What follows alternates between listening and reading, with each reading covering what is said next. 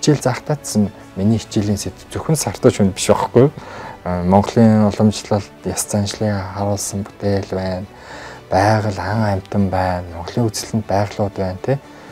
Бүгдийн багш нь одоо 10 жил шохоо идлээ шүү дээ тий. Тэгэхээр нэг л бичлэг нь яг манай сурагч нар одоо тухайн үед зааж исэн хүүхдүүд маань 40 сурагч 20 хэдэн сурагч маань бичлэг хийсэн болохоос одоо 10 жилийн бичлэг гэдэг бол асар их тэр одоо зурагнаас ч илүү хичээлүүд байх нь шүү дээ тий. Тэгэхээр төсөөлөхгүй байна л та багш нь тэрийг бол.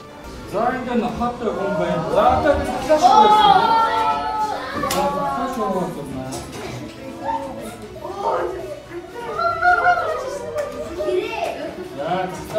Шөнийн цагийг цаг цагаар тийм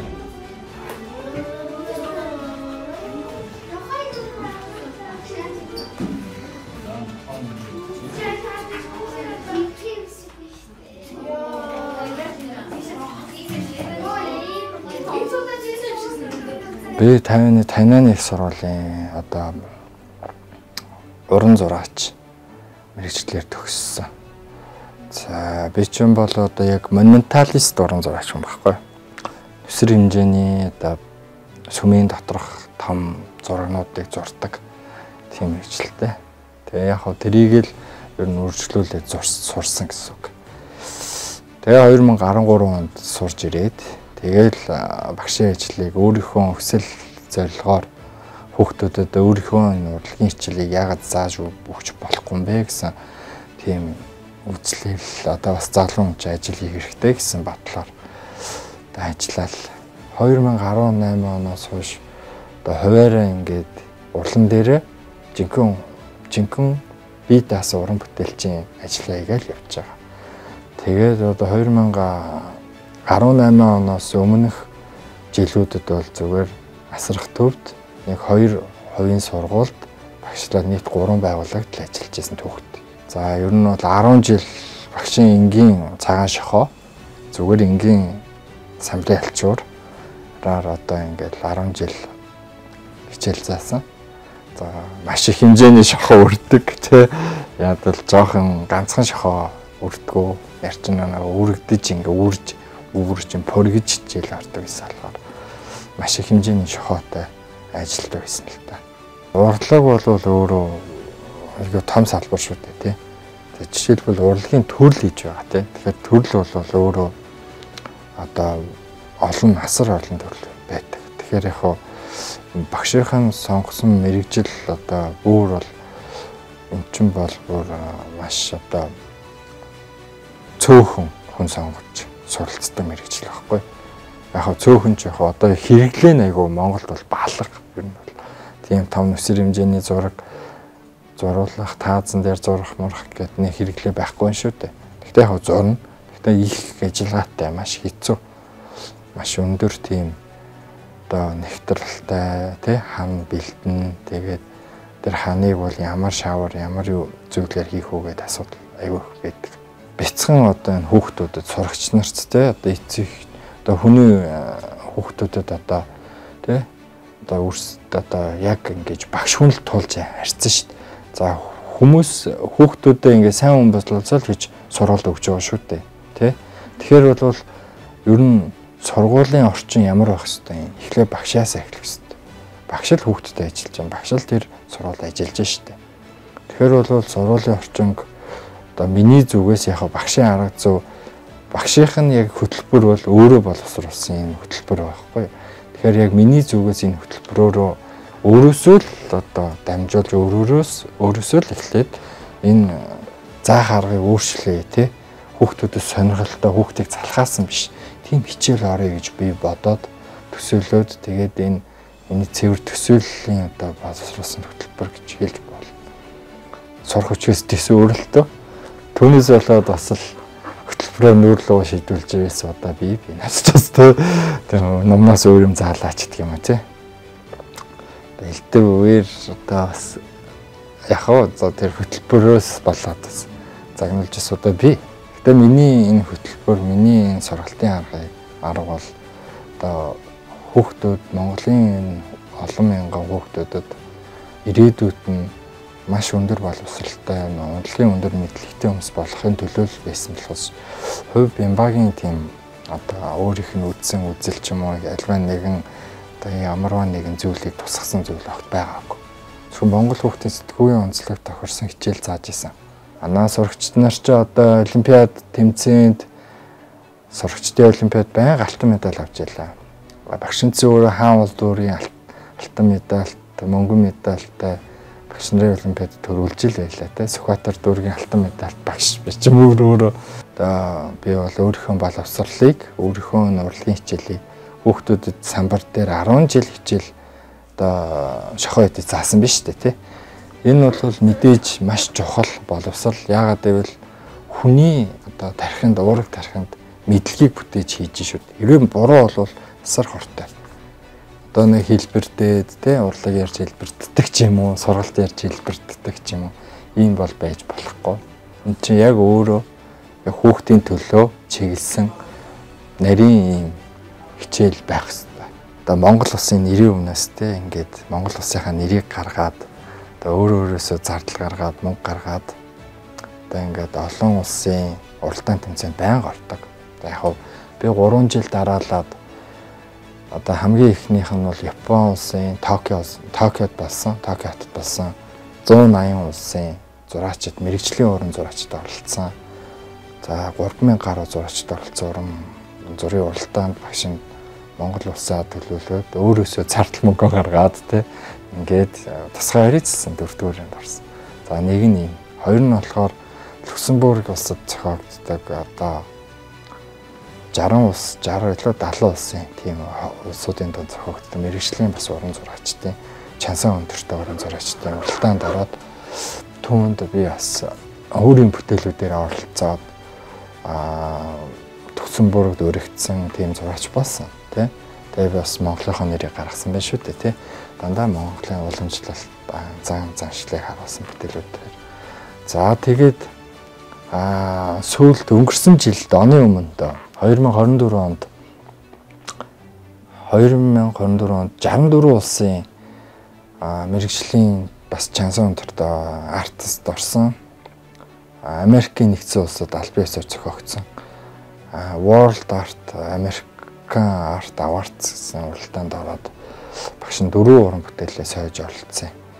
Тэгээд багш нь чансаагаар Аздаа нэгт тэгээд бусад сюрреализм, футур, ирээдүйн урлаг те бас ингээд урлагийн 4 төрөлд оролцоод дөрүүлэнд нь 1-р байр, 3-р байр, 5-р байр, 6-р байр эзлээд нийт дүнгээр оноогоороо гэсэн үг. Тэгээд одоо 64 улсад 4-р байранд орж Монгол улсынхаа нэрийг бол гаргасан.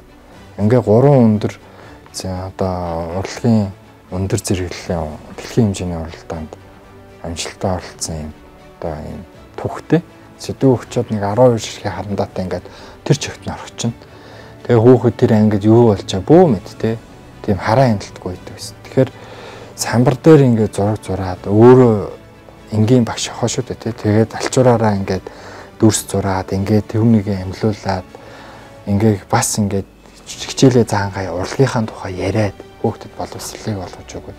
Энэ нь болохоор хойч ирээдүйд одоо маш төлөвшсөн сэтгэл зүйн хувьд хүчтэй өндөр боловсралтай хаач одоо урлаггүй байхгүй.